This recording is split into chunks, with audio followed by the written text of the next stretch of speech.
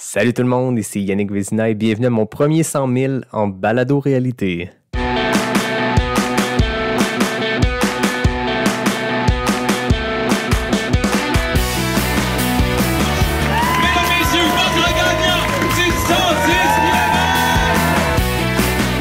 Si tu commences à te sentir bien en courant un ultramarathon, fais-toi-en pas, ça va passer. Grand champion du 125 km! Merci tellement à la gang de NAC qui sont partenaires de Pas sorti du bois depuis le début. C'est une jeune entreprise, puis maudit qui sont beaux à voir aller.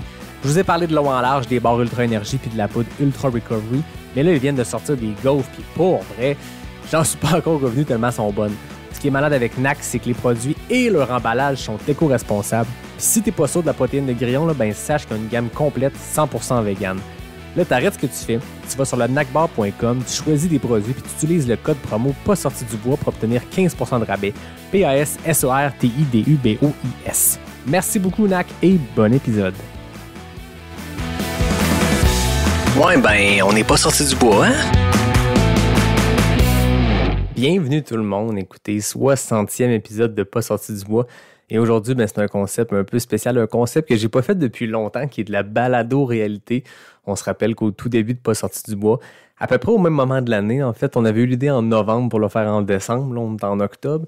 Mais David Bombardier et moi, on avait fait les 24 heures tremblants, on avait fait un backyard à distance parce que c'était la pandémie, comme c'est encore maintenant, presque un an plus tard, mais à distance, lui à Sherbrooke, moi à Québec, on faisait notre backyard, on se parlait chacun, puis ces petits extraits-là, tous ensemble, sont devenus un épisode que j'ai baptisé de la balado-réalité, qui est en fait comme de la télé-réalité, mais en balado-diffusion. Donc, c'était mon premier 100 000 au Bromont Ultra, la semaine passée, à Bromont.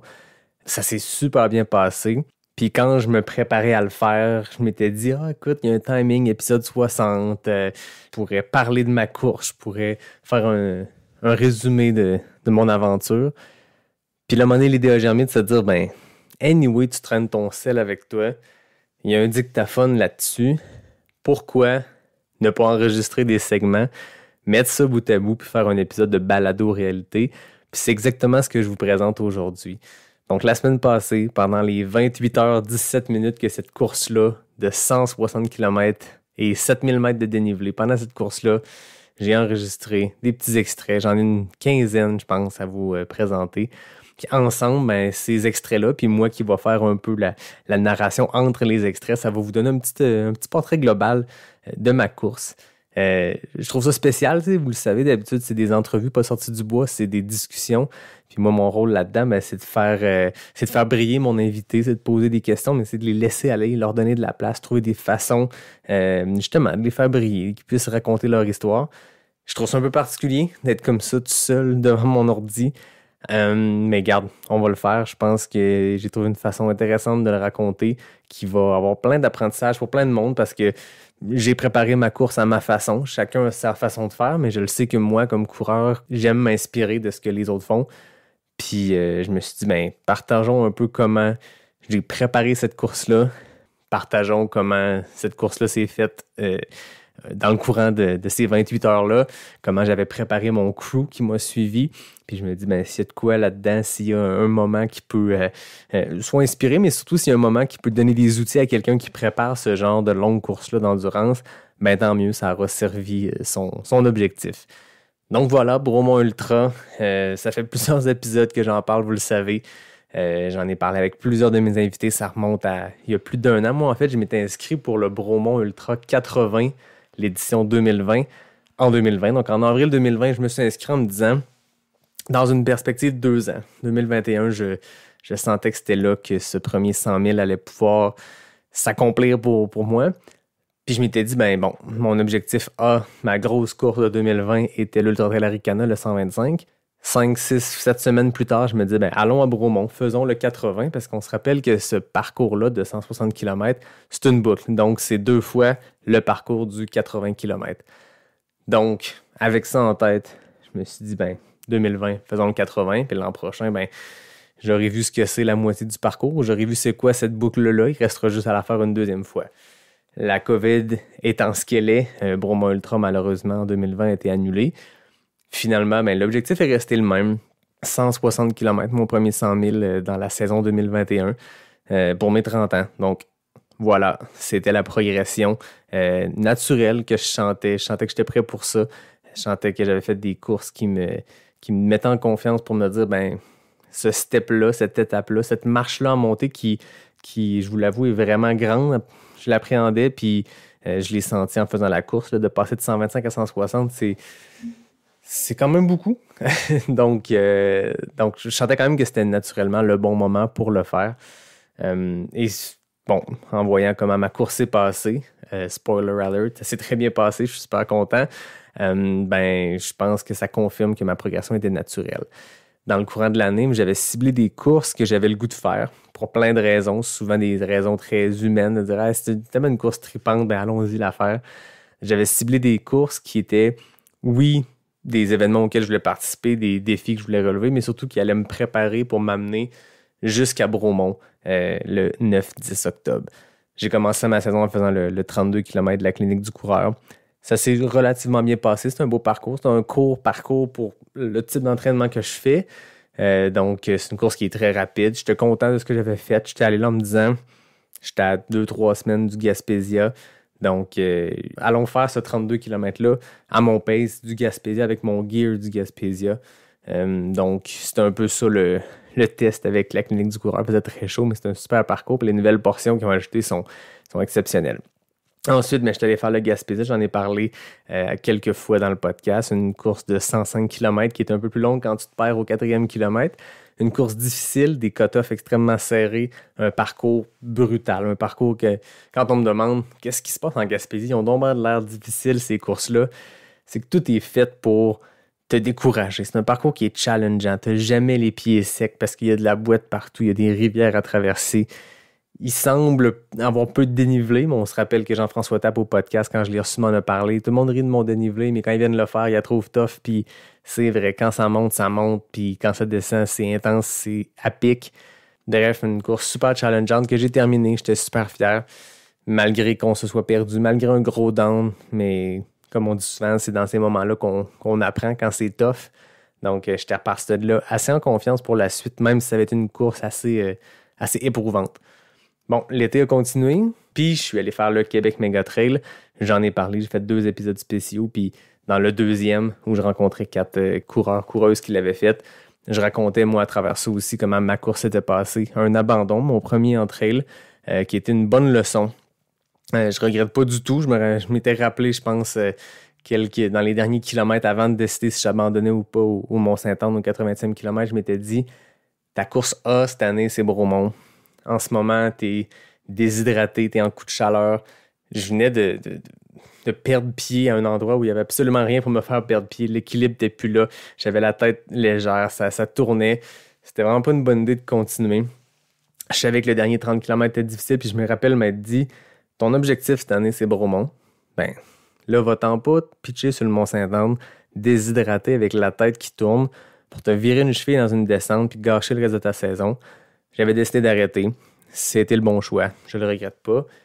Quelques semaines plus tard, je faisais les 2 Arikana, donc le 42 km du samedi et le 42 km du dimanche, qui était mon gros week-end choc pré-Bromont. Ça s'est super bien passé là, vraiment des sensations superbes. Le samedi, un 42 km qui est plus rapide. Puis je me suis challengé à justement partir plus vite, puis pousser quand même. Puis je suis content du résultat, puis surtout des sensations que j'ai eues. Le dimanche, un 42 km qui est superbe, qui est technique, qui est beaucoup plus difficile que celui du samedi. Encore là, un début de course un peu difficile, mais le but était là, c'était de commencer la course avec les jambes un peu hypothéquées de la veille. C'est un peu ça le but d'un week-end choc des fois, c'est que la deuxième journée, tu pars déjà un peu cassé. Ça prépare pour un 100 000 quand tu arrêtes 5 minutes d'un ravito puis tu repars les jambes un peu cassées. Puis à la mi-parcours, j'avais décidé, là, j'ai besoin d'un petit kick de caféine. J'ai pris un coke, puis je suis parti, puis j'ai volé sur le reste du parcours. Donc, tu sais, encore là, des apprentissages, des bonnes sensations. J'ai eu du fun avec l'UTHC TV, tout ça.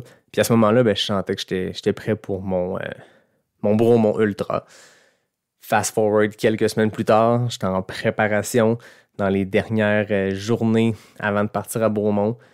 Puis j'ai décidé de changer complètement mon mindset. D'habitude, je suis quelqu'un qui se met des objectifs. Hein. Je suis un mid-packer, je suis pas là pour avoir des podiums. Par contre, j'ai des objectifs, je me mets des paces, je me mets des splits pour me challenger. Tu sais, je vise un temps X, puis j'essaie d'imaginer, je vais regarder sur SportStats et autres, qu'est-ce que les gens dans cet objectif de temps-là ont fait comme temps de passage au mi-parcours à tel ravito, puis je me mets ça sur un fichier Excel que j'imprime, que je plastifie, que je traîne avec moi. Je suis très préparé d'habitude avec ça en tête. Je ne me mets pas trop de pression, mais naturellement, tu t'en mets en le faisant. Là, je me suis dit non. Là, c'est mon premier 100 000. Les cut-offs sont assez généreux. À Bromont, 35h30 pour compléter le 100 000. J'ai pas besoin de me faire des paces et des temps de passage précis.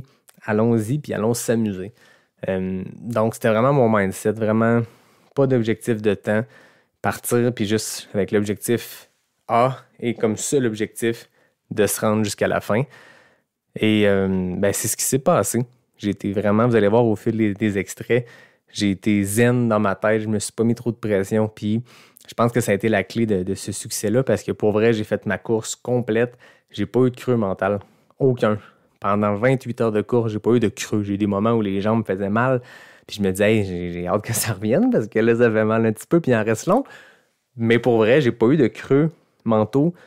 Puis je pense qu'en n'ayant pas mis cette pression-là de split, de pace et tout ça, ça l'a aidé. Il avait fallu que j'en mette un peu quand même parce qu'il fallait que je donne à mon crew un peu un objectif, quel moment j'allais passer. Mais je l'ai pas cherché, puis c'était pas une recherche scientifique. Je savais que j'avais accès à du signal sur le parcours, fait que j'allais pouvoir les appeler 1 heure avant le ravito. « Hey, je m'en viens, préparez-vous. » Je pense que ça a été pas mal la clé du succès.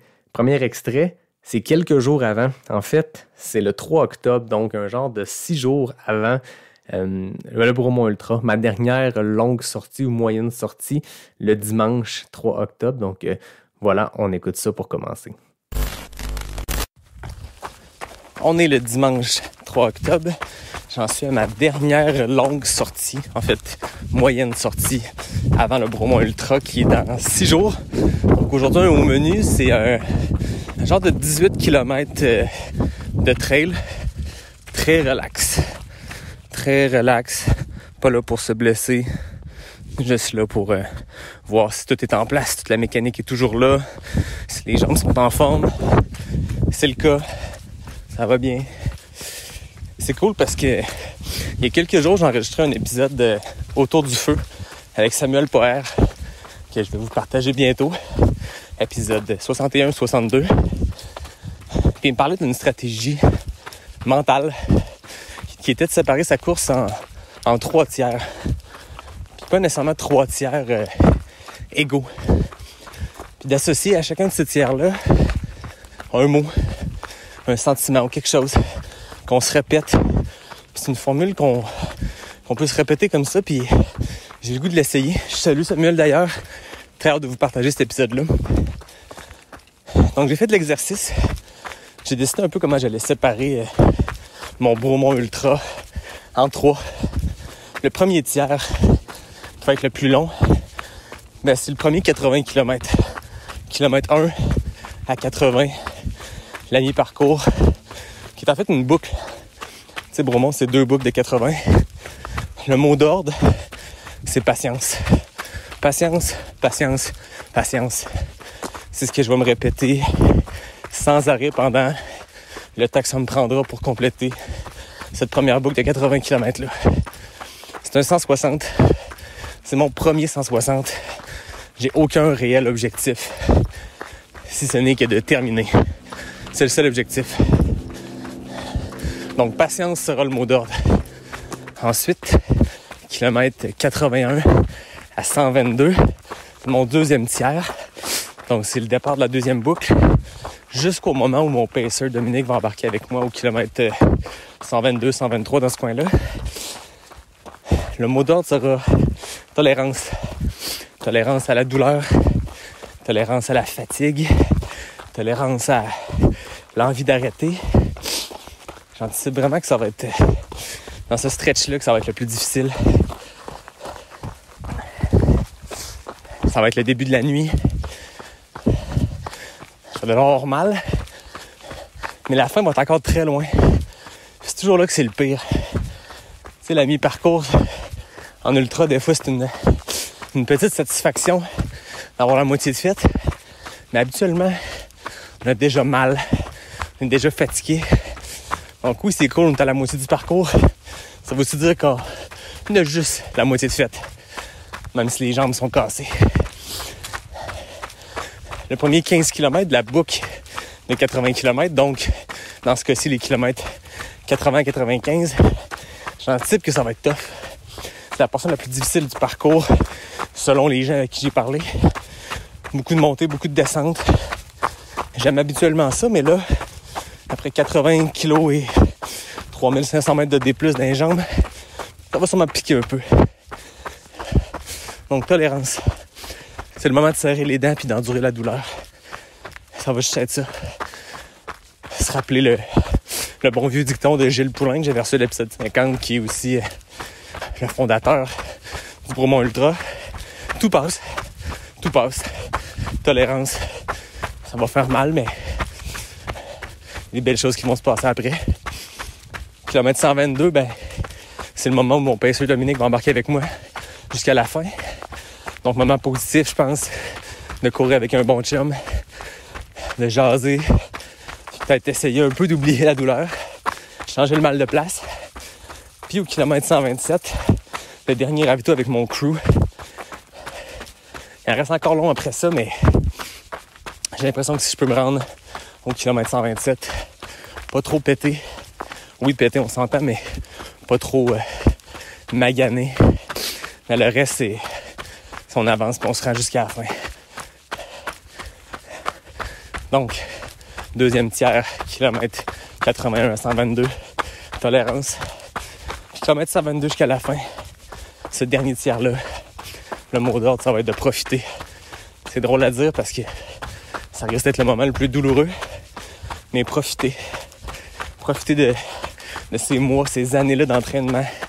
Tu sais, c'est ça un ultra, puis c'est pour ça que je dis que j'ai pas d'objectif. J'aborde vraiment le Bromont Ultra comme étant la cerise sur le sundae d'un énorme stretch d'entraînement, d'une grosse progression. Ça fait 3 ans que je cours des ultras de manière un peu plus sérieuse, même si je suis pas très sérieux.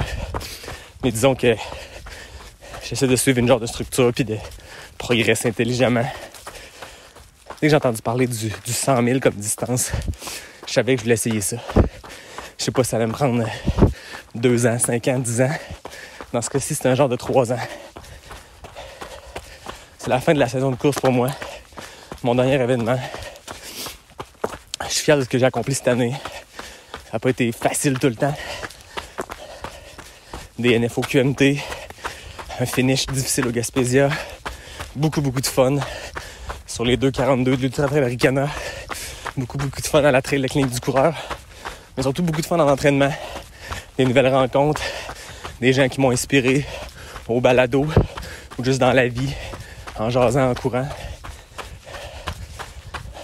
Pour ce dernier tiers-là du Bromont, je veux juste en profiter de mon bon chum Dom, qui est un ami, qui est un excellent coureur, un gars qui a fini 3e au BU 160 en 2019, qui connaît ce parcours-là, qui va savoir mieux que n'importe qui dans quel état je vais être. Ça va être tough, mais je veux me rappeler d'en profiter, de mettre un sourire d'en face, parce qu'il paraît que même quand c'est dur, de se forcer à sourire, ça aide un peu. Fait que profiter du build-up d'entraînement. Profiter que je me suis rendu à Bromont sans trop de bobos, prêt à m'amuser dans le bois pendant 30-35 heures. Peu importe. Donc c'est ça le mot d'ordre. Profiter.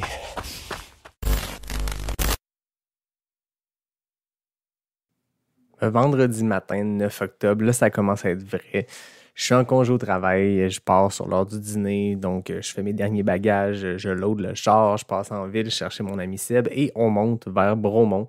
Là, c'est sûr que les deux, on s'enligne sur le 100 000 le lendemain, fait qu'on parle de la course, on parle de trail en général, tout le long du chemin.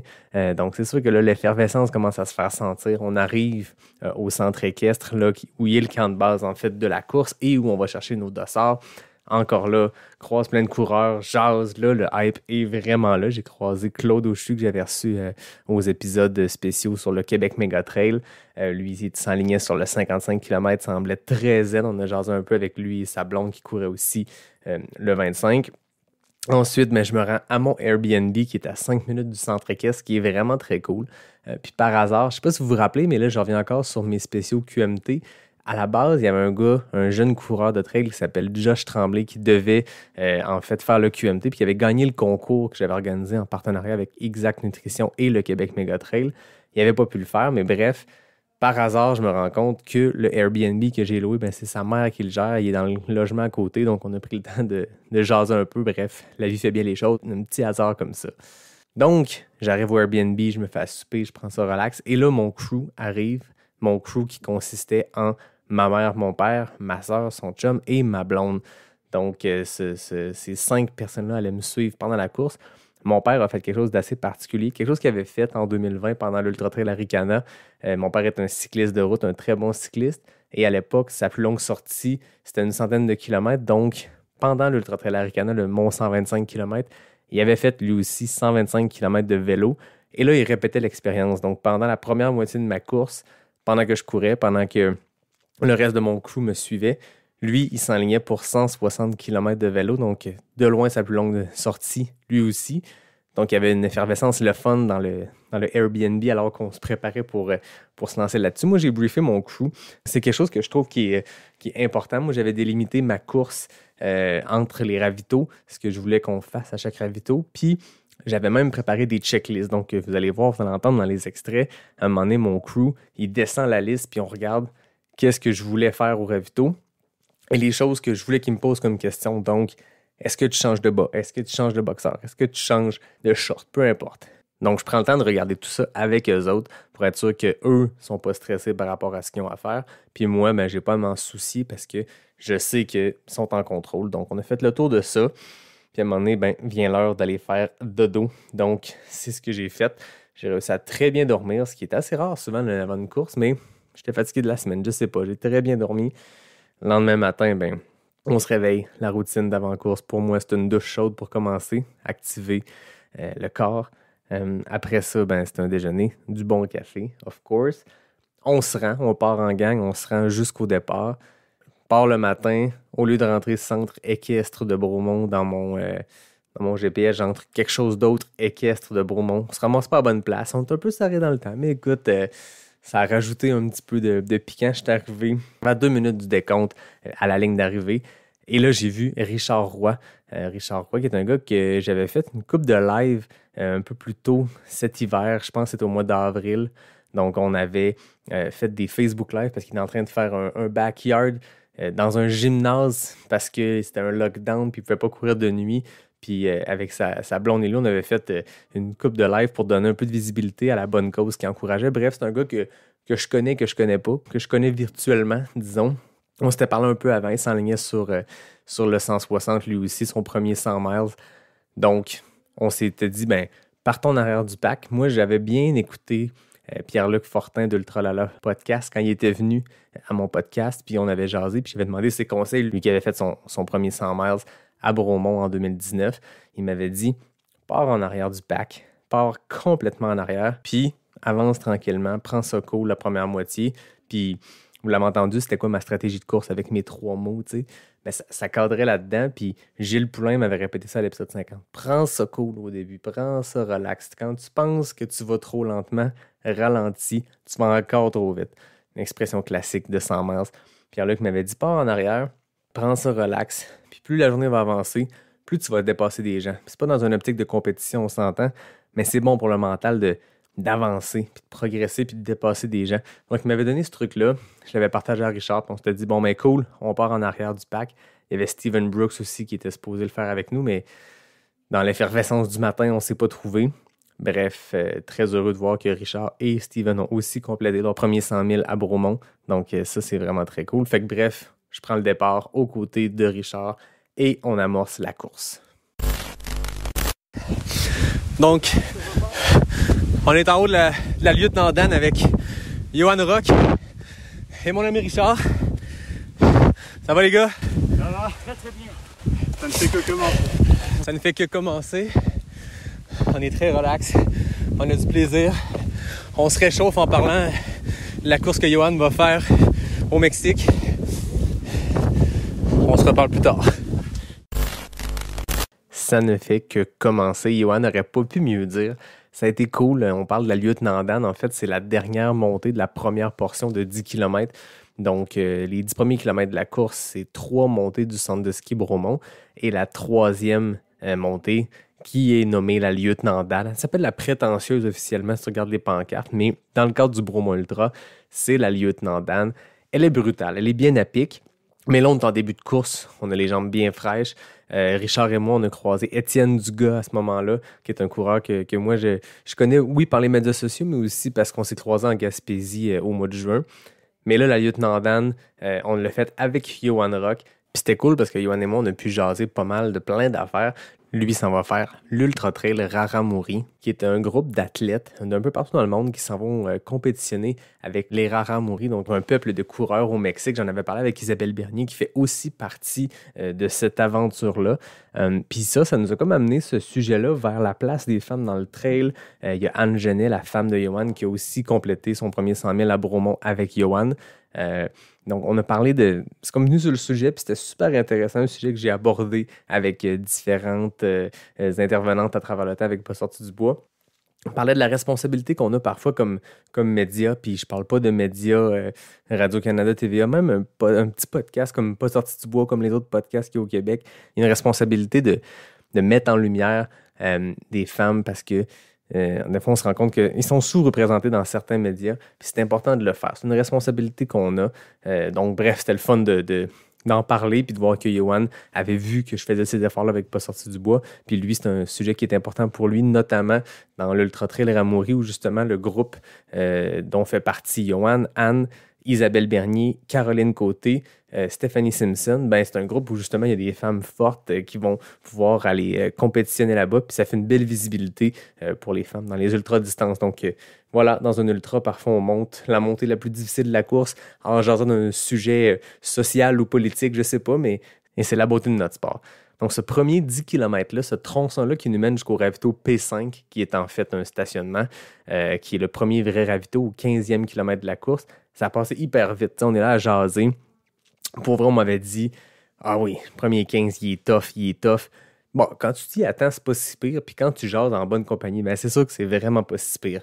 Donc, avec Johan, avec Richard, avec Étienne, à partir du sommet de Bromont, on a amorcé la descente jusqu'au P5. On est au 24e kilomètre avec M. Étienne Dugas. Salut Étienne. Hey, salut Yannick. Et Richard, toujours fidèle au poste. Allô. Ça fait 24 km qu'on passe ensemble, Richard. Oui. À date, on va bien. Très bien. Super bien. C'est très beau. On est gâtés côté température. On se répète depuis tantôt, il faut être patient. Richard? Oui, quand on jase avec Yannick, on s'en rend pas compte que les kilomètres ils roulent. Là, mais on jase depuis tantôt. Tantôt, sur le plat, on était quoi à 5-10 kilos flat? Pas trop souvent. Pas trop souvent. C'était un très premier ravito. Ouais, c'est ça. C'est ça. Tu parles de coke, puis let's go. Ah oui, du coke, j'ai bon. Ça, c'est bon. Oui, c'est bon. Ouais, le coke. Alors, on arrive chez Bob. Chez Bob, dans 10 km, 11 km. Ouais. On a un petit verre de coke. Hein? Un petit 2 litres. Un petit 2 litres à 3, là, les gars. Prends pour la route, pour emporter. Toi, Étienne, c'est ton premier 100 000 aussi? Absolument, mon cher. Oh yes! 3 recrues à l'aventure. Mais qu'on rentre. Ensemble, je pense que oui. Moi, je suis très cool. On va peut-être se perdre à un moment donné, mais on va toujours se retrouver. Quitte à se retrouver pour la bière après. Oh oui, bonne idée. Bière à 9h du matin. C'est toujours idéal. C'est ça la joie des ultras, hein? C'est que le jour, la nuit, dîner, souper, tout ça se mélange. On sait plus trop quoi et quoi. Ouais. Bon, on s'en reparle tantôt. On descend la montagne, on se rend jusqu'au ravito P5. C'est un ravito où les équipes de support ont accès. Il n'y en avait pas beaucoup cette année à cause de la COVID. Celui-là, il y avait accès, mais bon, 15e kilomètre, on n'avait pas prévu un gros pit stop. Donc, on repart. Richard et moi, Étienne nous rattrape. Puis là, on embarque sur une longue portion qu'on a faite ensemble. En fait, avec ce trio-là, on a fait plus de 20 km. On s'est rendu jusqu'à chez Bob, le deuxième ravito complet, qui est au kilomètre 35. Donc, ça a été super le fun. On a jasé. C'est une portion entre le P5 et chez Bob qui est un peu plus roulante. Là-dessus, il y a des portions de route. Ça a passé hyper vite parce qu'on a juste jasé. Ça a passé hyper vite. Avec Étienne, on a parlé de ses enfants. Avec Richard, on a parlé de sa job. C'était vraiment cool, tu sais, de juste être avec des gens, d'échanger, de profiter du parcours. Il faisait hyper beau pour vrai. Cette année, on a été gâtés en température. Je sais que c'est pas le cas à chaque année à Bromont parce que c'est à l'automne, donc c'est un peu, ça peut aller un peu n'importe où. Là, cette année, écoutez, on a eu jusqu'à 18-20 degrés de jour. Puis les nuits, je suis pas sûr que ça a descendu bien plus bas que 10 degrés. Donc, on était vraiment gâtés. Des conditions gagnantes pour un premier 100 000. Donc, on poursuit notre route comme ça. Chez Bob, ben, ce qui devait arriver arriva. J'ai droppé, sans m'en rendre compte, Richard et Étienne. Dans le fond, eux avaient un drop bag chez Bob. Moi, comme j'avais une équipe de support, j'avais décidé de ne pas avoir de drop bag. Puis les gars ont décidé d'arrêter un peu plus longtemps. Moi, j'ai ramassé une coupe de melon d'eau, puis je leur ai dit, écoutez, boys, prenez votre temps. Moi, je repars en marche. Je cours pas tant que vous ne m'avez pas rattrapé. Après, chez Bob, c'est une portion qui est assez roulante, donc je m'attendais à ce que ça prenne 5 minutes, puis il me rattrape. Donc, moi, je pars avec mes 3-4 melons d'eau dans les mains. Et je marche, c'est dans le sentier. À un moment donné, bon, après 5-6 minutes, il n'y arrive pas. Et là, il y a un gars qui me dépasse, on jase un peu, David Castonguay qui s'appelle, donc il me dépasse, on se met à jaser. J'embarque avec lui. Malheureusement, j'ai jamais revu Étienne ou Richard de la course. Donc, écoutez, c'est des choses qui arrivent, c'est des courses qui sont tellement longues. À un moment donné, tu te fais un plan, tu te dis parfait, on est au même rythme en ce moment, on va se tenir ensemble. Là, ils ont arrêté un petit peu plus longtemps. Moi, je suis quelqu'un qui est au ravito. Quand j'ai pas à m'arrêter, je veux pas m'arrêter. Vous allez voir plus tard, ça fait partie de ma stratégie, même au camp de base. J'essaie de faire ça le plus rapidement possible. C'est comme ça que je gagne des minutes. C'est comme ça que je demeure focus sur ma course. Je trouve que les ravitos sont super le fun quand tu es dans le creux, quand tu as besoin d'un peu de support. Mais quand ça va bien, moi, je le sais, je me connais comme coureur. C'est pas contre personne, mais je passe vite, je remplis mes gourdes, je pars. Quand ça va bien, je veux rester dans cet état d'esprit-là, puis je veux poursuivre ma route. Donc, c'est ce que j'ai fait en me disant, je ne vais pas rester inactif, je vais marcher tranquillement. Bon, on ne s'est jamais recroisés. Par contre, j'ai été vraiment très content de voir que les deux ont terminé leur course, que ça s'est super bien passé. On s'est parlé après, bien sûr. Mais j'ai poursuivi ma route avec David Castonguay. On s'est rendu jusqu'au ravito, un ravito d'eau. Donc, à Bromont, il y a des ravitos qui sont seulement de l'eau. Donc, il n'y a pas d'équipe qui sont là. Au lac Bromont, donc plus tard dans la course, sur la deuxième boucle. Plus tard dans la course, c'est là au lac Bromont que les Pacers vont embarquer dans la course. Là, première boucle, bien sûr, personne n'embarque, mais Dom, mon Pacer, était là. Donc, il m'a donné l'état de la course en avant. Guillaume Barry, qui était super rapide sur la première boucle, qui était sur le 160 km. Ça se passait bien de son côté. Donc, c'était cool de croiser Dom, de jaser un petit peu, mais bon, je suis reparti. Puis, on s'est rendu jusqu'au ravito P7, qui était le 47e kilomètre, qui est le premier gros ravito que j'avais prévu avec des choses à faire avec mon équipe de soutien. Mais là, ce qui est le fun, c'est que vous allez avoir accès à l'interne de ce qui s'est passé dans ce ravito-là. Ma blonde a parti son cellulaire, donc on a vraiment le dictaphone du début à la fin du ravito. Vous allez pouvoir entendre de l'intérieur comment je gérais ces ravitos-là, ou en tout cas comment je me faisais gérer par ma super équipe de soutien. Tiens, je t'enregistre à partir de maintenant, tu feras ce que tu veux. Parfait. Je disais qu'au ravito d'eau, j'ai fait un bon petit number 2. Ah ouais? Et je commençais à me dire, je vais aller dans le bois bientôt. Puis là, Dom, il me dit, non, proche de mon char, il y a une toilette chimique. Ah, c'est parfait. Comment mieux dans le bois? Bon. Là, il y a pas du coup qu'on remplace. En l'honneur de Richard et Yvan, je vais me glider le Gooch. Okay. Ou le spa, comme eux autres. C'est générationnel. Hein? Le spa? Le spa, c'est que c'est pas les fesses puis c'est pas la poche. Il y avait du coke qui allait dans une... Oui, c'est la goutte qui est en arrière. Celle-là, OK. Ça fait 101 km de fête. Crème, ça va bien? Moi, la gestion, ça va super bien. Je trouvais que j'allais un peu vite, mais j'ai des bonnes sensations. Je me dis, tant que ça fait pas mal, je vais aller au rythme que je veux aller. Là. Parfait. Ouais, t'as lâché un peu tes amis. En fait... Parce qu'on a vu qu'à l'autre ravito, t'es arrivé comme à 3... Oui, avec Étienne et Richard, mais chez Bob... il y avait des drop bags puis tout, puis je me suis dit je vais juste continuer à marcher, ça me tentait pas juste de m'asseoir au ravito puis attendre. Puis je pensais les rattraper, qu'ils allaient me rattraper puis c'est pas arrivé, mais ils sont vraiment pas loin derrière.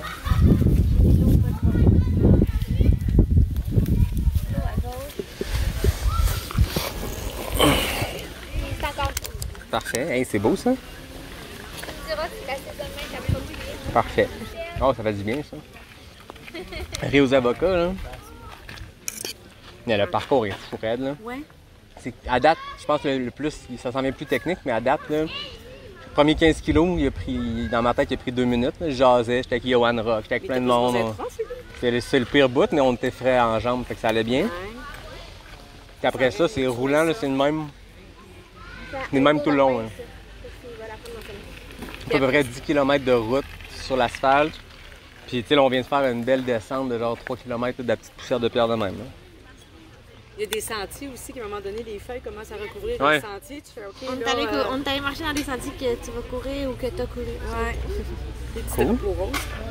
Ah, c'est bon, ça? Oui. C'est bien correct. Y a-tu assez de sel? Ouais. Écoute, si tu as besoin de quelque chose, tu nous dis. Veux-tu qu'on te crème la face en même temps que tu manges? Non. Tu veux te changer d'autre chose? Si tu veux, Sandrine, remplir... T'as pas dit que tu voulais changer de shirt? Non, là, ça va. Oh, c'est le casquette. Les boffs, je vais prendre 2 autres boffs. Ça tombe bien avec. Ça, c'est tout du linge sale. OK. Il y avait un sac à linge Ouais, sale. le sac Oui, à c'est le fun. basket. Passe une belle journée. Ouais, Ouais, vraiment, on a pris... Moi, j'ai une question pour toi. Ouais. Banane ou cornichon? Ni un ni l'autre. En fait, toutes les questions jaunes, on va lui demander tantôt. Attends, je vais goûter au jus de cornichon. Ça va être drôle. Tu vas écouter. C'est-tu nécessaire? T'as-tu envie? Je sens que les jambes sont sur le point de cramper, mais rien de normal. Là. Jus de cornichon ou pas jus de cornichon? Hey, c'est bon! S'il y avait une question avec Clarnac, jus de cornichon ou pas, je prendrais oui. Est-ce que tu veux qu'on te photographie ou que tu dises quelque chose? On aura l'occasion, mais je pense que ça enregistre ici. Mais on va te demander cornichon ou jus de cornichon. Ah, c'est ça. On voulait te demander aussi... T'en veux-tu? Est-ce que tu Ah non, je te remercie. veux partir avec un petit tortilla? Non, merci. Non. Tes souliers? Pour l'instant, ça va? Ouais. Bas de compression, manteau. Je pense que tu n'auras pas besoin de manteau. Non, c'est que là, on repart et on s'en voit pas avant le P5, mais j'arrive froid un peu. Là. T'as comme une face comme relax. Ah oui? Je suis très zen. T'as combien de kilomètres de fait? 47? 47. Pas de petite crème solaire? Non. Ça sert à rien. Tu cours plus vite que, Non, non. que le soleil? C'est quand j'avais dit ça à un moment donné? Ah, c'est au petit chalet. Je dis, je pars pas de crème solaire, je cours plus vite que le soleil. Je suis revenu rouge au mort. Donc, est-ce qu'on a validé Non, tout non, ça? non. Oui. Tu peux leur checker. Décider si tu manges cornichon banane, c'est fait. Mais les questions jaunes sont faites, c'est plus les choses à faire en haut. C'est pas... Manger le riz chaud, tu l'as fait. As-tu bu un coke? Ouais. Tu as changé ta casquette. On a changé le bof de cou. Soft class Sylvie. Soft class Gatorade. Remplir gourde matin à main, c'est ça? Lampe frontale, c'est fait. La deuxième est là. Puis il reste juste ton ziploc qui est ici. C'est encore frais comme une rose. Ah ouais. Là, ça fait du bien, là, de s'asseoir. La température est le fun. Ouais. Ça, quand je prends pas tout, je peux comme le garder en backup, faire un sac backup, puis si ça va bien, je vais peut-être demander avoir besoin d'un peu plus. Là.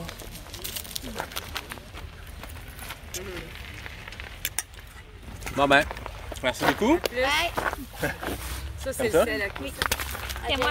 OK. Bye! Bon succès! Vous le savez, tu sais, d'habitude, Pas sorti du bois, c'est assez sans filtre. Mais là, des extraits de ravito pendant un ultra. Il n'y a pas plus sans filtre que ça. Hein. Fait que là, les number 2 puis le glide dans le gooch, voilà, vous avez les détails. Mais je trouvais ça important de vous montrer qu'est-ce qui se passe dans un ravito. En tout cas, comment ça se passe, moi, dans mon ravito. Quand vous entendez parler des questions en jaune, bon, j'ai imprimé des feuilles à mon crew avec un peu ce que je voulais qu'il se fasse au ravito. Les questions en jaune, mais c'est comme des questions, des choses que je sais que je ne vais pas avoir nécessairement besoin de faire, mais que je veux qu'ils me posent. Donc, est-ce qu'on change les bas? Est-ce qu'on change les boxeurs, etc., etc.? C'est des choses que j'ai pas prévu faire au ravito, mais je me dis peut-être que de se faire poser la question, on va faire « Hey, tu sais quoi? Le t-shirt est un peu humide, let's go, on le change. Donc, c'est un peu ça qui se passe dans mes ravitaux. Un crew qui est dynamique. J'ai vraiment eu beaucoup de fun avec eux autres. J'étais gâté de les avoir. Moi, je dis souvent, un crew, c'est la cerise sur le sundae, c'est du bonus. T'sais, n'importe quel ultra se complète puis peut très bien se faire avec des drop bags et tout. Les ravitaux sont exceptionnels. Les bénévoles dans les ravitaux sont exceptionnels. Mais là, avoir un crew, c'est vraiment être en Cadillac. Écoutez, j'arrivais, la bouffe était prête. Le riz aux avocats a été une bénédiction pour moi. Donc, j'étais dans un bon état d'esprit, puis j'ai été de même pour vrai pendant 160 km. Donc là, prochain extrait, on se rend au kilomètre 55 dans la section après le P7. Donc, entre le P7 et le dernier gros ravito qui est le lac Gale, c'est une section, je pense que j'ai vu Anne Genet y faire référence en disant le Mordor. On parle beaucoup des premiers 15 km de la boucle, donc kilomètre 1 à 15 avec les 3 montées, dont la lieutenant Dan dont je vous parlais. Pour vrai, la section de 18 km entre le P7 et le lac Gale, pour moi, c'est la portion la plus difficile de la course. Sur la première boucle, c'était extrêmement challengeant. Sur la deuxième, on monte, on descend. C'est un 18 km, puis je pense qu'on a quelque chose comme 850 mètres de dénivelé là-dedans. Quand on est sur les 15 premiers kilomètres, d'abord, on a les jambes fraîches, mais on monte, descend dans un centre de ski. C'est clair, tu pars d'en bas, tu sais que tu t'en vas en haut. C'est tout. Là, c'est des single track qui serpentent. C'est le fun parce que c'est pas des descentes aussi abruptes nécessairement que sur le premier 15, mais ouf, c'est tough. Tu sais pas trop t'es où. T'es un peu désorienté parce que ça serpente de tout bord, tout côté. Tu te promènes, tu montes, tu descends. C'est vraiment challengeant, mais c'était cool parce qu'à ce moment-là, je me suis mis à me faire dépasser par des gens du 80, du 55. Donc, j'ai vu les têtes de course me dépasser. J'ai vu David Jecker, qui était le premier homme sur le 55 km à me passer. J'ai vu aussi Sébastien Roulier qui a gagné le 80 km. Donc, c'était cool d'être là dans les bois, faire mon petit bonhomme de chemin, puis pouvoir être témoin un peu de la course qui se passait en avant sur les distances 80, 55, etc. 55e kilomètre. À date, ça se passe super bien. C'est sûr que les jambes commencent à piquer un peu, mais je m'attendais à ce qu'ils commencent à être raides un peu plus tôt dans la course. Donc, j'ai profité des jambes qui allaient bien pour aller un peu vite dans les portions roulantes. Mais là, prends ça cool. On se rappelle de mon mot du premier tiers. Patience, patience. Pas me mettre de la pression, essayer d'aller trop vite. C'est une section ici, 16 km, 800 mètres de D+, sans ravito. Donc, prends notre mal en patience. On monte, on descend. Profite de la belle température. Mon crew au P7 a été en feu. Riz à l'avocat, petit coke, un peu de jus de pickle, puis that's all, ça va bien. Très chanceux de compter sur eux autres. Je me sens un peu mal, j'ai couru un bon bout avec Richard Roy puis Étienne Dugas. Chez Bob, les gars ont resté un peu plus longtemps, avec les drop bags et tout. Puis j'avais comme fini mon ravito, et j'ai décidé de juste continuer mon petit bonhomme de chemin en me disant je vais partir hyper slow. Je vais marcher, je vais être en mouvement. Puis finalement, je les ai jamais revus. J'espère qu'ils vont bien. Dans une course comme ça, ils sont peut-être 2 minutes derrière moi, mais ça semble vraiment loin, puis on se croise plus. Mais je courais avec un gars qui s'appelle David. Ça a permis d'être assez rapide dans les sections roulantes.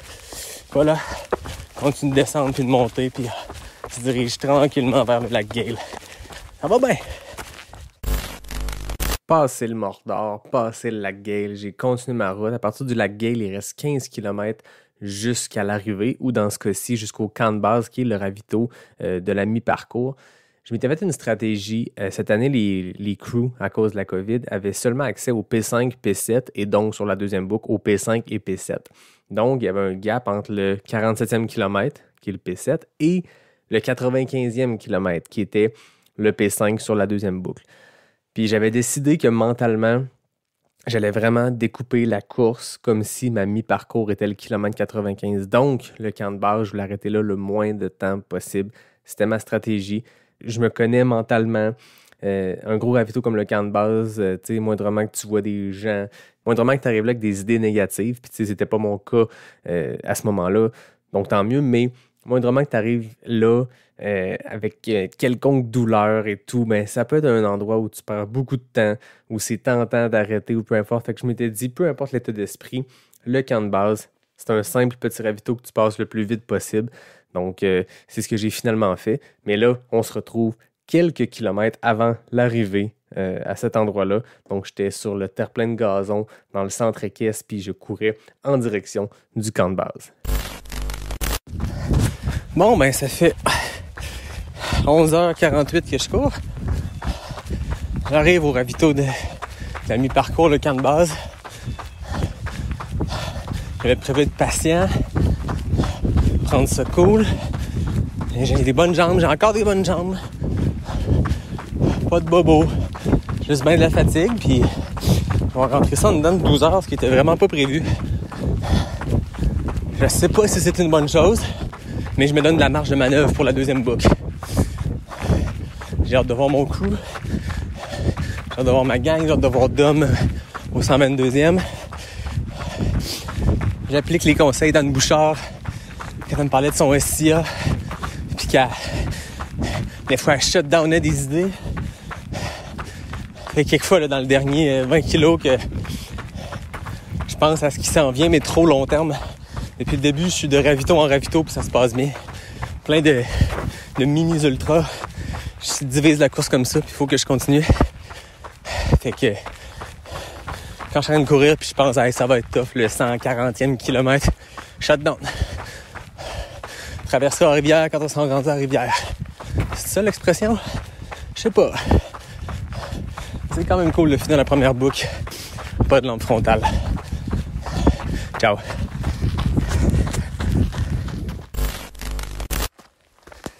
Là, je suis au 83-84e kilomètre.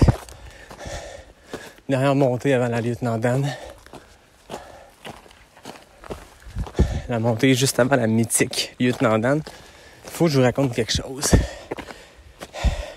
Dans la vie, moi, de mes très bons amis, un très bon chum, écoutez, on a un matching tattoo ensemble. Ça vous montre à quel point il y a de la bromance. Il s'appelle Marc-Antoine. On l'appelle Marco. Pour l'énerver un peu. Marco, ben, c'est un bon mangeur de viande, puis il fait fumer sa viande.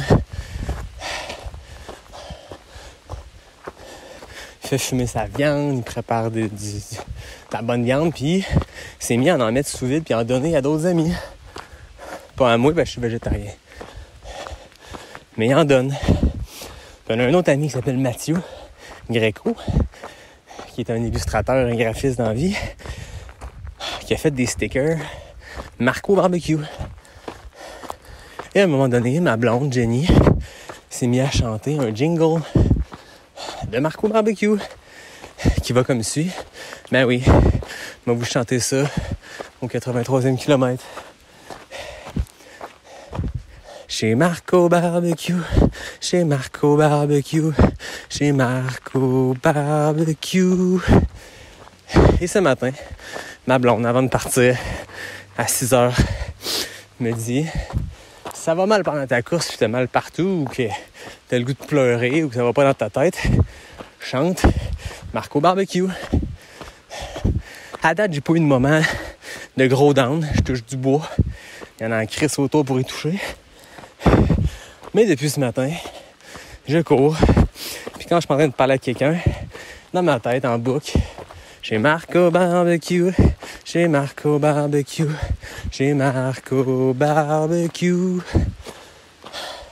Avec mon bon chum Marco et ma blonde Jenny, je pense beaucoup à vous. Ciao. Donc, il y a Steven Brooks qui m'avait déjà dit « Hey, à quand l'épisode chanté? » Sachant que j'avais, dans mon passé, fait de la comédie musicale, du théâtre. Mais voilà, Steven, c'est fait. J'ai chanté dans un épisode de Pas sorti du bois. Écoute, en pleine nuit, sur le top de Bromont, il faut ce qu'il faut. J'ai pas eu de pensée négative, mais j'ai chanté Marco Barbecue en masse. C'était drôle parce qu'après avoir passé le premier 80 km avec d'autres humains, là, je suis vraiment tombé seul. Puis tu sais, tout ce 15 km-là entre le camp de base et le ravito P5, j'étais complètement seul sur la montagne. exposé aux éléments parce qu'il ventait vraiment beaucoup. Je ne sais pas, il faisait combien sur le top de la montagne, mais c'était très froid avec le vent. Moi, j'aime ça. J'ai eu du fun. Cette portion-là, j'ai pu me recentrer, juste penser à « OK, on repart la deuxième boucle. Vers où on s'en va? C'est quoi les objectifs? Avance, parfait, amuse-toi. » On chante un peu, on sac un peu parce que ça fait mal quand on monte la Lieutenant Dan, mais je me suis rendu jusqu'au ravito P5. Les batteries, on est-tu correct? Ouais, je ferais peut-être un switch de batterie. J'avais un kit. Ouais. Antoine, je peux te mettre en charge les switcher, juste les mettre dans le bon sens? Elle est dans la poche à côté, au pire. Ah ouais. Je te vole un bisou. Je fais ici, puis je fais rien. T'as-tu un contrat de coach? Oui, il est dans le dos. Il est comme en arrière dans le dos. Il est bon neuf. Non, j'ai vu personne. Je suis parti tout seul. Puis il y a 2 gars qui ont dû s'arrêter quand même longtemps au ravito, juste. Mais des gars vraiment plus performants que moi, fait qu'ils m'ont vraiment dépassé rapidement. Mais les montants ont bien été. Hein. Les descentes, c'est rough, mais les pires descentes sont faites. Il n'y en a pas des mêmes le reste du Là, tu viens de faire le pire route. Non, ben, il y en a un autre comparable, en D+, pis tout, mais il n'y a pas de descente de même. Là, Les descentes, ça va les descentes de ski, là, c'est pas bien mal fun. Est-ce qu'on te le remet dans le dos ou tu le prends dans ta main? Je vais le mettre dans le dos, c'est correct. Au niveau linge, tu vas garder ton chandail gris comme ça. Ouais, puis je pense qu'à l'autre ravito, là, je vais peut-être mettre le long Nike ou le long Lou Garneau. Parce que là, il fait quand même chaud, mais c'est en haut du mont Harford, du mont Bromont, ça n'avait pas de sens. Hein. Le vent, là. Ah ouais. Mais je me dis peut-être qu'à l'autre ravito, là, si on pouvait mettre genre un t-shirt sec dans un ziploc qu'on va pitcher dans le dos. Comme ça, je vais avoir un t-shirt sec parce que demain matin, il va faire chaud. Là.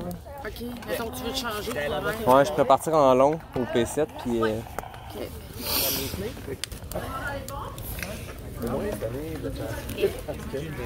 Ben oui. Non, ça doit être cassé. À date, j'ai pas eu de dents mentales. Zéro.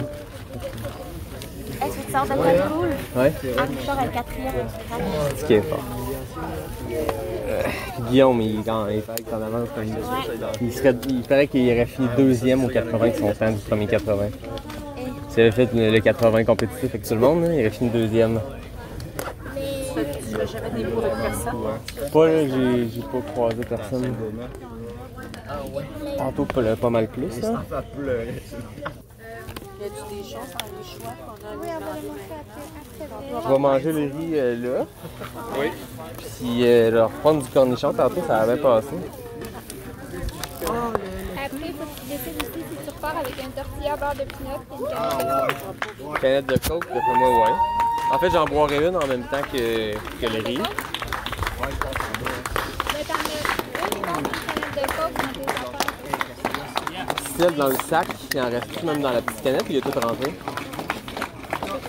Parfait. Ouais, on a un ici. Je vais commencer par manger. J'avais faim, là. Tantôt, là, je pensais que ça finissait pas à descendre, mais à un moment donné, j'avais faim, puis je me disais, j'arrive bientôt, puis à un moment donné, j'ai fait, je vais manger, parce que si je mange pas, puis l'estomac se referme.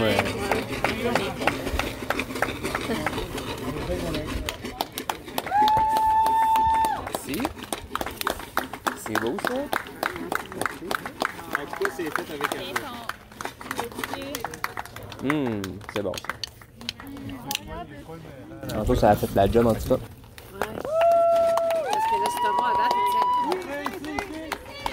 Quand même surpris même que encore là, j'ai réussi à manger régulier. Tantôt, la Bornac, elle est rentrée tranquillement des petites bouchées, mais elle est rentrée. As-tu sorti les bâtons à date? Ouais. Ouais, là, dans cette section-là, j'ai 800 mètres en 10 km, là, fait que c'est comme... Tu montes 3 fois Bromont. OK.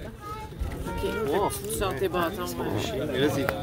Tu ressors. On remonte un autre 3 fois, mais il y en a juste une dans les pistes de ski, puis les autres comme des petits serpentins. Puis ça... C'est tout le temps de même, c'est comme en sable, fait que... Finalement, moi, j'ai juste fait 700 mètres de début. Tu sais? C'est pas beaucoup, hein? Toi, tu fais quoi, 5000? Ouais. Moi, j'ai pris Parce qu'on se rappelle que mon père a fait 160 km de vélo. Ouais, 162. En 62? Ouais, parce qu'à un moment donné, le chemin il marchait plus. Il y avait un pont qui était barré. On a des questionnaires pour toi aussi quand tu es prêt. Ok, je suis prêt. T'es prêt? Ok, attends. Ça, je vais juste... Marteau ou barbecue? Monter ou descendre? Fait comme ça, ben avec le temps de l'enregistrement, tu vas être capable de voir si tu t'es auto-battu ou... Parfait. Ta sœur en avait des plus farfelus, mais on les gardera pas sur l'enregistrement. Non, mais. OK. T'es-tu prêt? Ouais. Cornichon, banane. Cornichon. Roche ou racine? Quoi? Roche ou racine? Roche. Lac de Gale ou lac de Galles? Lac de Galles. Arizona ou Bromont? Bromont. Drawback ou crew de feu? Crew de feu. Puis ta question NAC, bar ou gaufre? Gaufre. Yeah! N'avais-tu dit? Non. C'est pas pour Il n'y Rata. avait pas de vaseline ou Clyde. Non.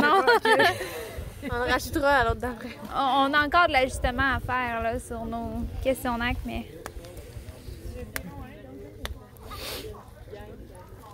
Y a-tu quelque chose qui te manque, que tu veux qu'on aille chercher dans des Go. réserves quelque part? Non, comme ça c'est parfait.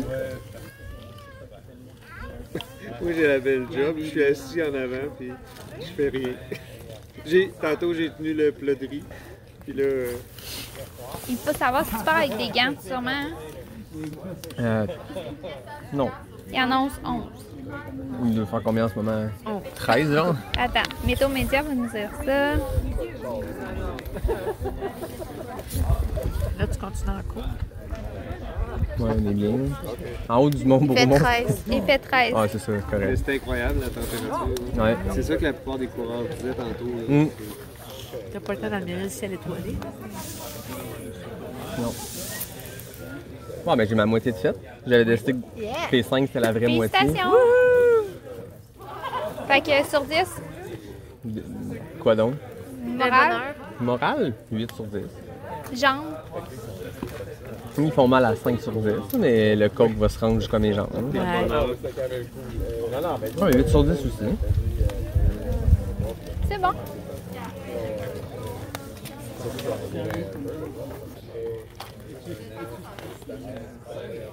Ah, mais eux, ils sont pas accueillis. Bravo! Fait du bien le petit feu, hein?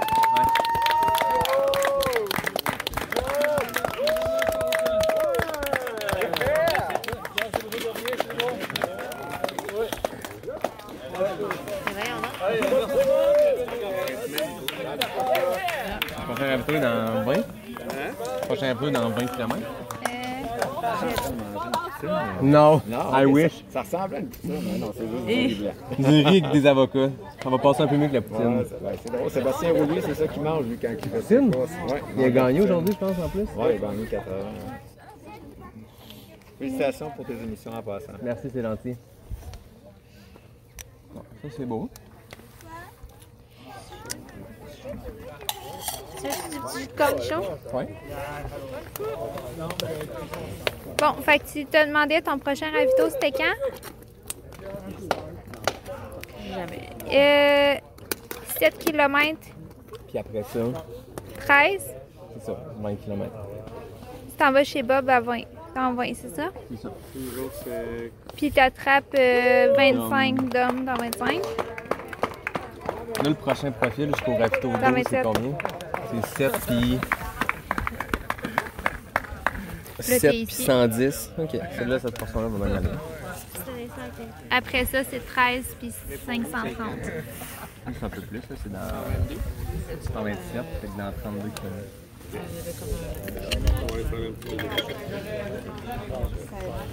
Est-ce que tu veux manger cornichon banane? Non. Est-ce que tu repars avec un tortilla à beurre de pinot? Non. Puis une canette de coke? Ben, je vais manger mon coke. C'est Ouais. parfait. Décider si j'ai besoin de mon Ziploc avec 3 piles A de rechange. C'est déjà rechangé. Décider si je change de t-shirt, bas, boxer, short. Non. Décider si je change d'espadrille. Non. Décider si je mets des bottes de compression. Non plus. Décider si je prends un manteau. Non. OK.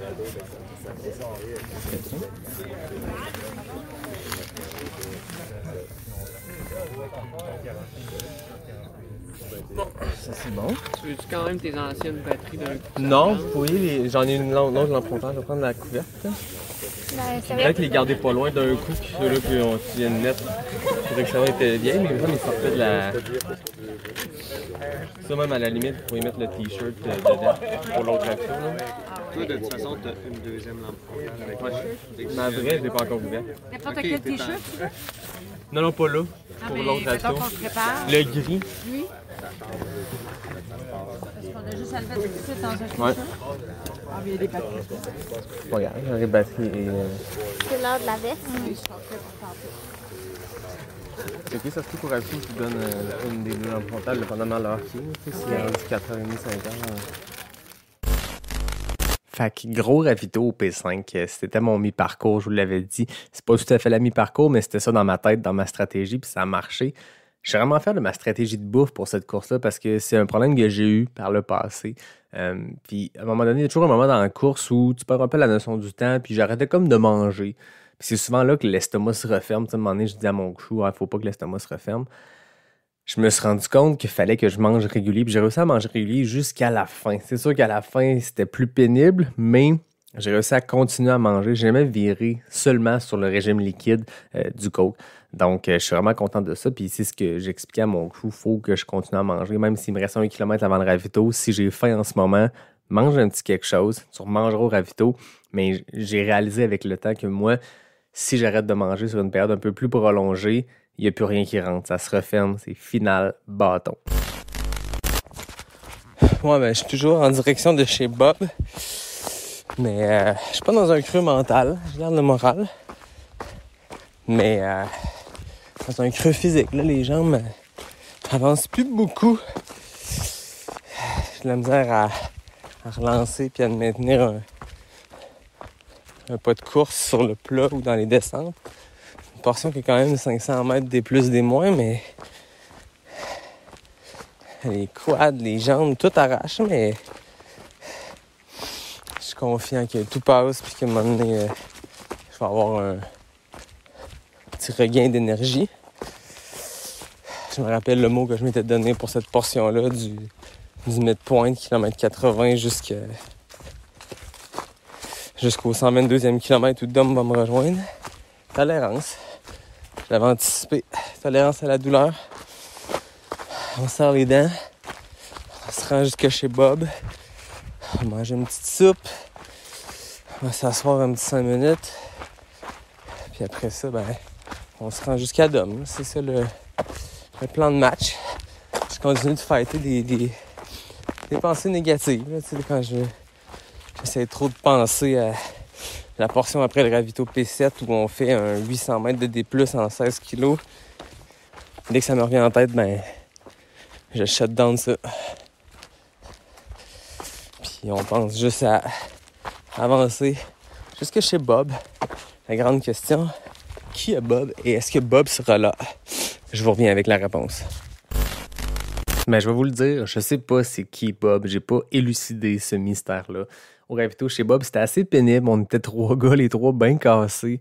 Il faisait frette. C'était pas chic comme ravito, mais écoutez, on est tous repartis. Il y avait David avec qui j'avais couru plus tôt. Il y avait François aussi, un gars avec qui j'ai couru. On a parlé de gaming parce que je travaille chez Ubisoft. Et lui, c'est un bon gamer. Fait qu'on a parlé de gaming. C'était drôle. Donc, ça a été ça. Et là, en partant de chez Bob, ben, l'objectif, c'était de se rendre au kilomètre 122 parce que là, c'était le moment où j'allais avoir Dom, mon pacer, qui allait embarquer avec moi. Donc ça, c'était le 3e tiers de ma course, on se rappelle, hein, quand je parlais au début de mes 3 tiers. Profiter. C'est dur d'en profiter quand t'as mal partout, mais là, d'avoir mon bon chum Dom avec moi pour partir, c'est sûr que ça allait donner un 2e, 3e souffle à ma course. Bon, on est en direction du P7 avec mon pacer Dom. Il est bien cassé, là, je pense que je vais le dropper. Non, mais là, je me suis mis les jambes dans les airs au lac. Un petit café? Un petit café. Bon, il a failli ressortir, mais top shape. Tout ce que je mange ou bois pour l'instant reste. Les jambes dans les airs pendant 5 minutes, couché dans un sleeping. J'étais comme une mamie. Dom me bordait. Fait que ça se passe bien. Toi, Dom, les jambes, comment ça va? fraîches, les jambes fraîches. Pour un gars qui a quand même couru 30 kilos aujourd'hui à aller un peu partout autour de Bromont voir les amis. Ouais. Fait qu'on continue d'avancer, puis là, il est 3h51. 3h51, fait que là, on va arriver au P7, on va mettre les jambes dans les airs, on va manger un petit riz aux avocats. Puis on va monter Bromont comme des caves parce que cette portion-là est tough. Là, on va voir le lever du soleil en haut. Moi, je prévoyais rentrer cette course-là en 20 heures, puis tu gagner, puis tout, mais là, je me sens, le lever du soleil va être beau, fait que je suis mieux de slacker. C'est mieux de slacker pour en voir deux, ça. Ouais, c'est ça. 2 pour 1, c'est le lever du soleil. Exact. On s'est rendu jusqu'au P7. J'ai vu mon crew pour la dernière fois. Autant quand je suis embarqué avec Dom au 122 qu'au 127, j'ai pris un petit 5 minutes, les jambes dans les airs. À un moment donné, les jambes ils veulent juste arrêter. Leur job est fini. Puis ils se disent, qu'est-ce que tu me fais vivre là, mon maudit? Fait que c'est un truc que j'avais vu, je pense que c'est Jeff Cochon, j'avais vu qu'il faisait ça. Donc, les jambes dans les airs, couchées, un petit moment de repos, ça fait un très grand bien, je peux vous le confirmer. J'ai fait ça à ces 2 places-là. Puis après ça, on est parti attaquer Mordor pour la 2e fois, donc du P7 jusqu'au lac Gale. Une portion où j'ai même pas pensé enregistrer d'extrait. Le but, c'était d'avancer. C'est tout. On a vu un très beau chevreuil qui a croisé une route à un moment donné, donc ça, c'était cool. Mais ouais, cette section-là, le lever du soleil, on ne l'a pas vu. Ça a été une portion plus pénible, mais encore là, mentalement, ça allait bien. Dom et moi, on avait établi notre plan de match. Il courait devant. Il dictait le pace. Il a rapidement saisi que moi, les montées rendues là, ça allait plus vite. Mais sur le plat, en descendant, on court. Il dictait le pace. Il me bottait le cul. Il m'occupait la tête en disant ben des niaiseries. Puis ça a été ben le fun. Juste après qu'on ait quitté la Gale, c'est là que je me suis vraiment permis de pouvoir penser que j'allais me rendre jusqu'à la fin. Je le dis dans les extraits, j'ai vraiment utilisé une technique de shutdown. Fait que dès que c'était soit dans le négatif de « Oh my God, telle montée s'en vient, ça va faire mal tantôt », non, ta gueule, t'es pas rendu à monter, fait que pense-y pas. Autant que l'inverse, à un moment donné, tu cours, t'es comme « Hey my God, je vais finir mon premier 100 000. Hey, calme-toi mon petit gars, il te reste 60 km, tout peut t'arriver. » Mais là, à 15 km de l'arrivée, c'est la première fois que je me suis autorisé à penser que j'allais finir cette course-là. Ironiquement, c'est aussi à ce moment-là, dès que je me suis mis à penser ça, que plein d'autres bobos sont sortis et que ça s'est mis à faire plus mal, mais ça, c'est pas grave. Dom, pour nous occuper sur le dernier 15 km, est arrivé avec une petite proposition de challenge. Bon, fait qu'au ravito du lac Gale, on a essayé de pimenter un peu la fin de la course parce que ça allait bien puis il fallait occuper 15 km jusqu'à la fin. C'est pas de gagner du temps en faisant un podcast.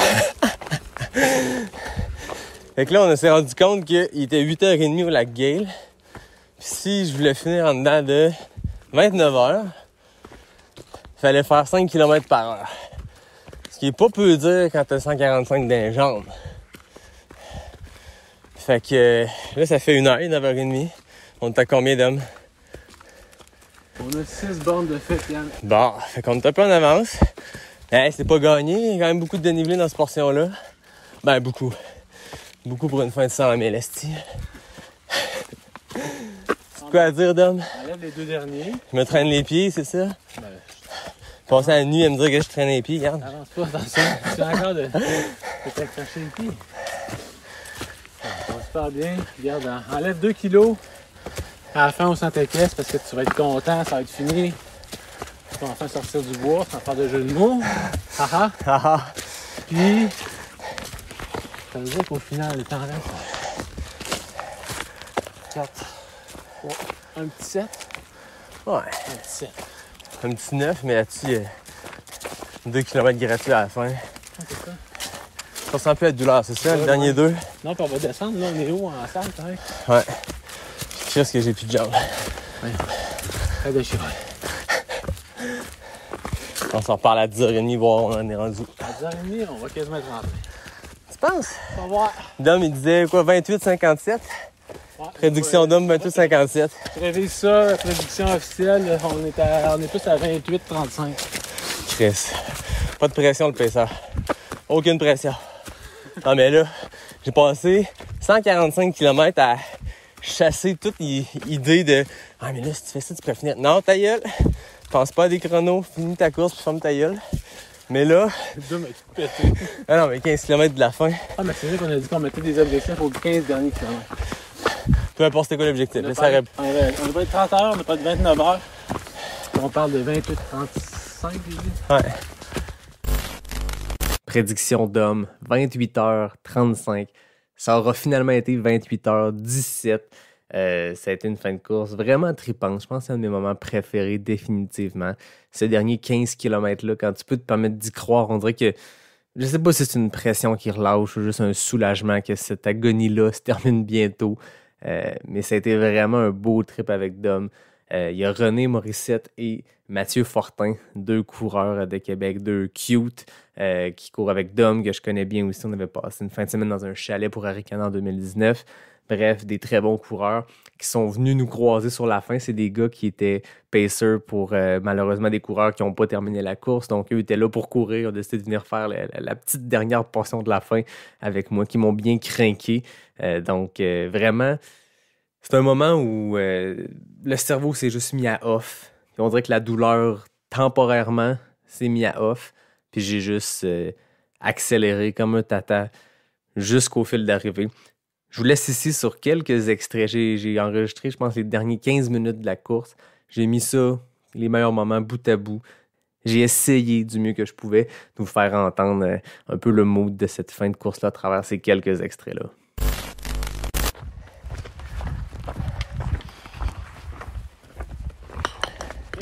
Arrête de briser le terrain. Là. Je cours tellement vite qu'il y a les planches lèvres devant moi. Parce que la course est finie que tu peux arracher le terrain.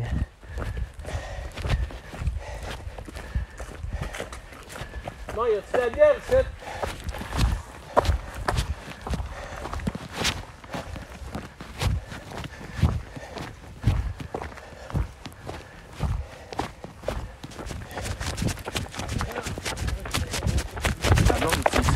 Ouais. Ma blonde, mes parents, ma soeur, son chum. C'est une délégation. Ouais. Ah, ils ont été solides aussi comme chou, là. Oui, ils ont suivi. Ils ont fait les P5, P7. On a été bête de bouffe, là. C'est pour ça que j'avais fait ma stratégie de course en fonction de ça. Fait que c'est comme ça que fait que j'ai décidé que le camp de base, je le skippais au plus vite. Puis que c'était le P5, mon vrai ravito pré-nuit. C'est vrai, c'est une bonne approche, même si il n'y a pas de somme au camp de base. Tu prends pas tout ton temps là. Ah, c'est ça, j'ai bu un petit bouillon. Genre, c'est 2 minutes avec Anne, puis je suis reparti, là. Et quand la petite gazon? Ça arrive. Il y a des qui craquent comme nous autres. J'aurais pas dû prendre le gazon. Arrête pas le gazon, c'est mou. C'est pas dans la fin. Il reste où le petit gazon?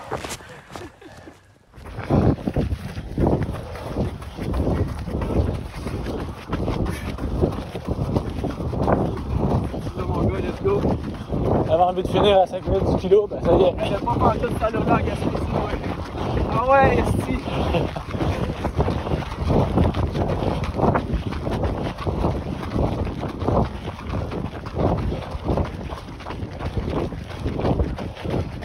Bon, ça c'est un split négatif, Yann.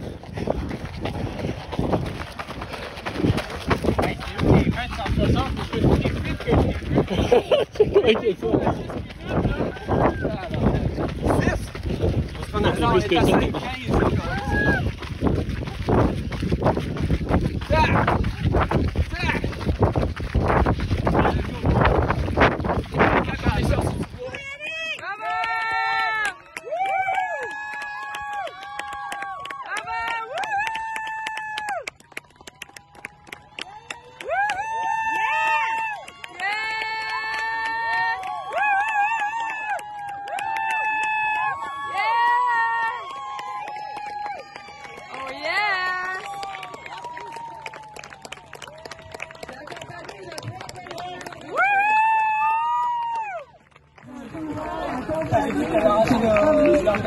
Quelle fin de camp!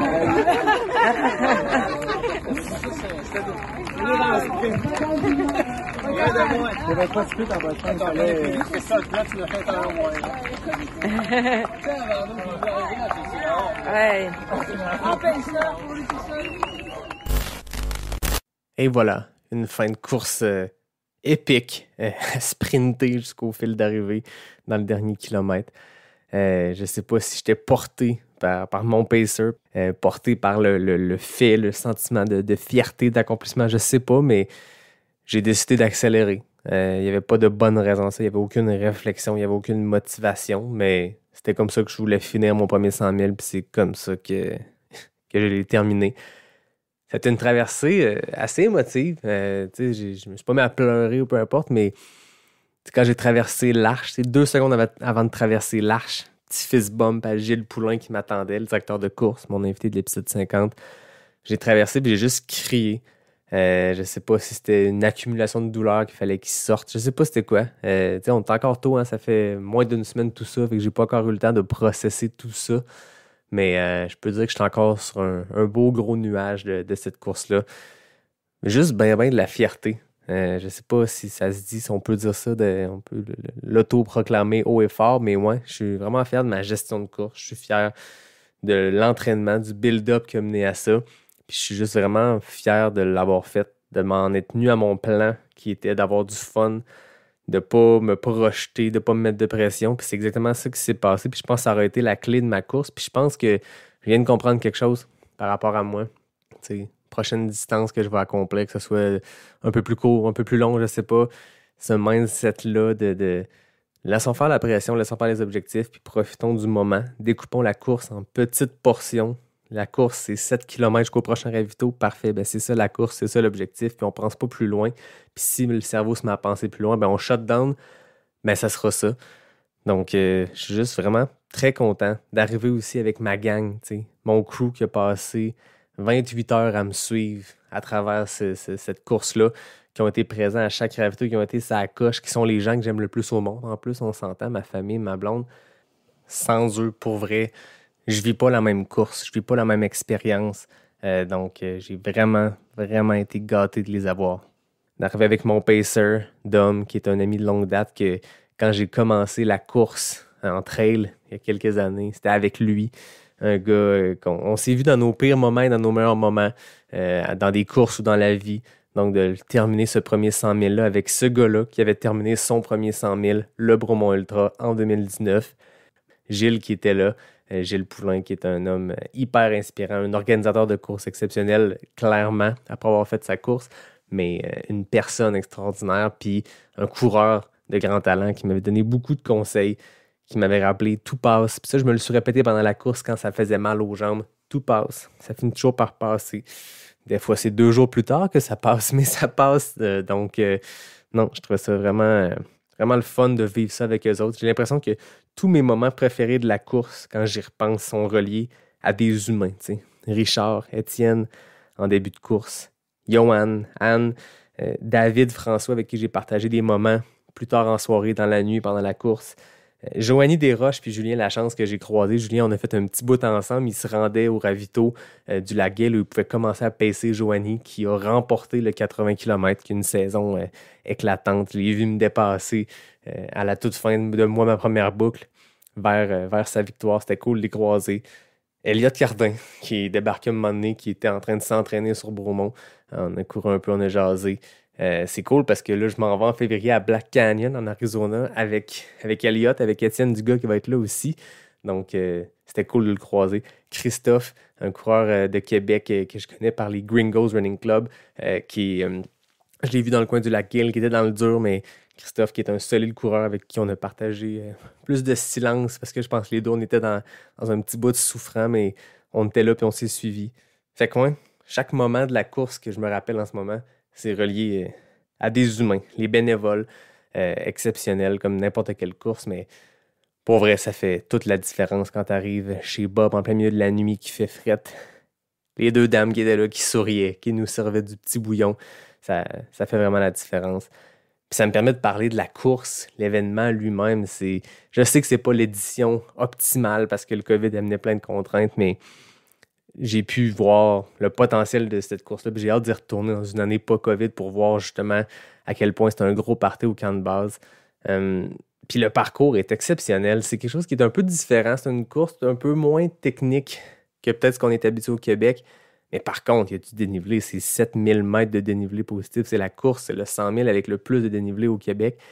7000, c'est gros, là, c'est énorme. Donc, oui, peut-être que c'est pas autant technique que certaines portions d'autres courses, mais tu montes, tu descends, ça rentre dedans. Mais c'est un beau parcours. On a accès à des terrains privés. Tu sais, la majorité du parcours se fait sur des terrains privés. Des gens qui ont des ranchs, qui ont des champs, qui ont des érablières. Puis on court à travers ça. Fait que ça amène vraiment des endroits vraiment particuliers. Tu sais, kudos au monsieur, en plein milieu de la nuit, à 2-3 heures du matin, je passe devant une grange, puis je vois une petite lampe sur une table. Et un monsieur qui est là, qui boit une bière, qui me dit « Hey, good job, veux-tu une bière? » Non, je vais vous avouer que je ne l'ai pas pris, mais je trouve ça vraiment drôle. Clairement, c'est le monsieur qui habite là, qui donne un permis pour qu'on puisse passer là pendant la course, puis il m'a dit « T'es dans la deuxième douzaine. » Donc, il n'y avait pas tort. Je pense que j'ai fini 21, 22e. Donc, monsieur faisait bien ses calculs. Il n'avait pas assez bu d'alcool pour ne pas être capable de compter des coureurs, ce qui est une très bonne chose. Ça me permet de féliciter les gagnants, les gagnantes de cette... En fait, de féliciter tout le monde qui s'est pointé sur la ligne de départ. C'est toujours ça, moi, qui m'impressionne le plus. Autant de monde qui arrive là avec la confiance et l'entraînement pour le faire. L'accomplissement est fait, rendu là, on s'entend. Donc, tous ceux qui ont fini la course, félicitations aussi. Félicitations à Frédéric Join qui a remporté le Bromont Ultra 160 en 21h34. C'est complètement fou. Marc-Antoine Foran qui a terminé deuxième. Tim McDonough qui a fini troisième. Chez les femmes, la grande Anne Bouchard a terminé première, 6e au scratch. C'est vraiment impressionnant en 25h13. Julie Riopel-Meunier, Sandra Lafontaine complètent le podium féminin. Donc bravo à ces élites-là qui ont terminé sur les podiums. Bravo à tout le monde qui a complété une distance ou qui s'est lancé sur une de ces distances-là dans le courant de la fin de semaine, le 80, le 55, le 25. C'est beau à voir. C'est beau à voir que notre communauté est bien vivante, qu'il y a du monde qui se craint des distances, des accomplissements de fou. Donc bravo à tout le monde qui était là au Bromont Ultra. C'était vraiment trippant. Dernière chose, je vous parlais de mes tiers, comment j'allais diviser ma course en tiers. Puis c'est drôle, c'est qu'avec du recul, je pense que les 3 mots que je m'étais donnés, donc patience, tolérance, profiter, je les ai vécus, puis ça a bien marché de cette technique-là. Je remercie Samuel Poher d'ailleurs qui m'avait donné ce truc-là. Mais avec du recul, je me rends compte que ma course a été séparée de 3 façons différentes aussi dans la sociabilité que j'ai eue à travers les gens, à travers les humains autour, puis exactement au même kilométrage que mes 3 tiers. Donc du kilomètre 1 au 80, c'était mon bout de bain sociable. Là, j'ai couru avec plein de monde, j'ai jasé, ça a passé vite parce que je jasais avec du monde, justement. Après ça, kilomètre 81 au 122, là, c'est seul dans la nuit. Écoute, j'ai pas vu personne, j'ai pas vu d'humain. C'était un bout de solitude, mais qui était correct. J'ai serré les dents, j'ai avancé, j'ai géré ma douleur, je me suis parlé. Je me suis rendu jusqu'à mon 3e tiers, kilomètre 123 jusqu'à la fin. Et là, côté sociabilité, c'était un autre trip. C'était en duo avec Dom à dire toutes les niaiseries qui nous passaient par la tête. Du gros fun. Fait que c'est le fun de voir que cette division-là de ma course a finalement été une division sur plusieurs fronts. Donc, c'est cool. Donc, je suis vraiment très content de mon Bromont. Je recommande cette course-là à n'importe qui écoute, peu importe la distance. Ce parcours-là est exceptionnel. Puis, j'ai complété mon premier 100 000. Donc, quelle sera la suite? Je sais pas. Pour l'instant, j'ai une belle saison 2022 qui ne contient aucune course de plus de 100 km. Donc, à voir si je vais pas décider de squeezer un 100 000 quelque part là-dedans. Pour l'instant, c'est la off-season qui commence. Donc, c'est le temps de régler les petits bobos, renforcement musculaire, enregistrer des bons épisodes pour vous avec des beaux invités. J'ai très hâte à la suite. Assez parlé de moi. 1h15, 1h20 d'épisodes sur moi, c'est inhabituel. Puis, je suis pas encore tout à fait à l'aise avec tout ça. Puis, c'est bien correct. Mais je pense que j'ai eu bien du fun à revivre ma course en enregistrant ça. Puis, j'espère que vous avez eu du fun à l'écouter. La semaine prochaine, on retrouve Samuel Poher, donc j'en parlais, celui qui m'a donné le truc des tiers. C'est dans notre discussion post-entrevue, mais on a fait ça autour du feu il y a quelques semaines, puis je vous sors ça pour l'épisode 61, donc manquez pas ça. On sera de retour pour les diffusions les mercredis. Inquiétez-vous pas, je vais vous accompagner dans vos courses du mercredi matin. Là, j'avais besoin d'un peu de temps parce que vraisemblablement, j'enregistre ceci à quelques heures de la réelle diffusion. Donc voilà, j'avais besoin de temps au retour de Bromont pour vous enregistrer ce 60e épisode en balado réalité.